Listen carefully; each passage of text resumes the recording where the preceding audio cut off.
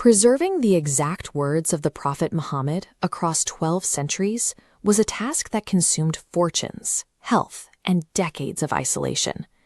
To keep these narrations from being lost or corrupted, scholars had to commit to a level of sacrifice that most would find impossible. Muhammad ibn Ismail al-Bukhari was born into this challenge in 194 Hijri in the city of Bukhara. His father, a scholar himself, died while Muhammad was still a toddler, leaving his upbringing entirely in the hands of his mother. Shortly after his father's death, a severe illness left the boy completely blind. In an era where scholarship required the constant reading and transcribing of manuscripts, this loss threatened to end his education before it had truly begun. His mother spent years in constant prayer for his recovery. Historical records state that she awoke one morning after a vivid dream, checked on her son, and found that his sight had been restored. This recovery allowed him to pursue a path that would eventually anchor the primary sources of Islamic tradition. While other 10-year-old boys played, Bukhari spent his days in the schools of Bukhara. He displayed a capacity for instant retention. Once he heard a narration or a name, he never forgot it. His grasp of the material went beyond simple repetition. At age 11, he attended a lecture by the senior scholar Imam ad-Dakhili. When the Imam cited a specific chain of narrators, Bukhari recognized a historical error in the lineage. The teacher checked his written records, realized the boy was correct, and amended the text. By 16, he had finished the works of the major scholars in his region. He traveled to Mecca for Hajj with his family, but when it was time to return to Bukhara, he decided to stay in the Hijaz alone.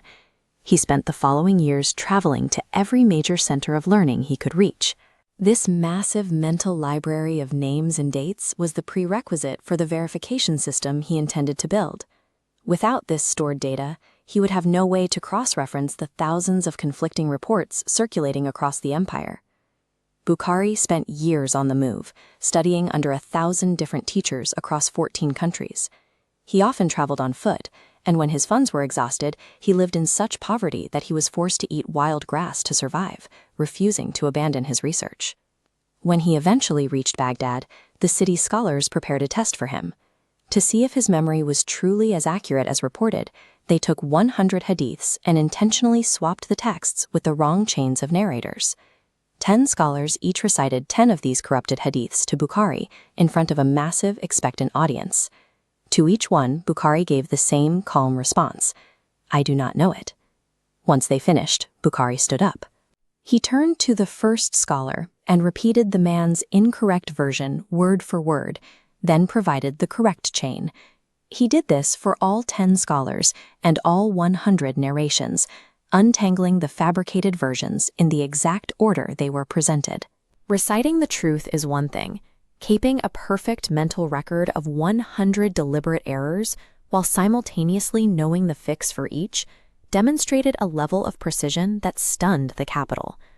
Bukhari moved to Medina to begin the final compilation of his work near the Prophet's tomb. He treated the task with extreme caution, performing the ritual bath and praying 2 cycles of prayer before committing any single entry to his final manuscript. This funnel shows the scale of his selection process. He started with 600,000 narrations and applied a series of increasingly difficult filters. A narrator had to have a flawless reputation for honesty, adala. They had to have a proven perfect memory, dapt. And the chain of people passing the information had to be entirely unbroken, itisal. The final decisive filter was his requirement for mulaqat, or a proven meeting. Other scholars were satisfied if 2 narrators simply lived in the same city at the same time. Bukhari required documented historical evidence that the 2 people had physically met, ensuring there was no possibility of a gap in the information. The result of this filtering was Sahih al-Bukhari.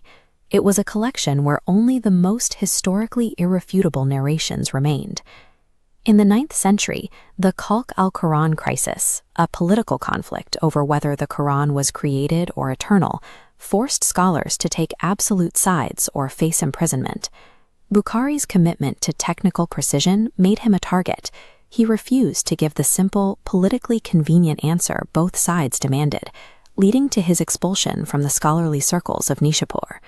When he returned to Bukhara, the local governor ordered him to come to the palace to teach the governor's children privately. Bukhari refused, stating that knowledge is for everyone and he would not devalue it by taking it to the doors of kings. This refusal cost him his home. He was banished from his birthplace, proving that his dedication to the independence of his work was more important to him than his own safety or comfort. He spent his final days in the small village of Khartang. Feeling isolated and seeing no place left for him in the world, he prayed for a quiet end. He passed away at the age of 62 on the eve of Eid. His students recorded that a scent of musk rose from his grave after the burial, a detail that became a symbol for the purity of the work he left behind. Today, 12 centuries later, his work is the foundation for modern digital libraries and mobile apps. It was transmitted through 90,000 of his students, ensuring his verification system reached the billions of Muslims living today.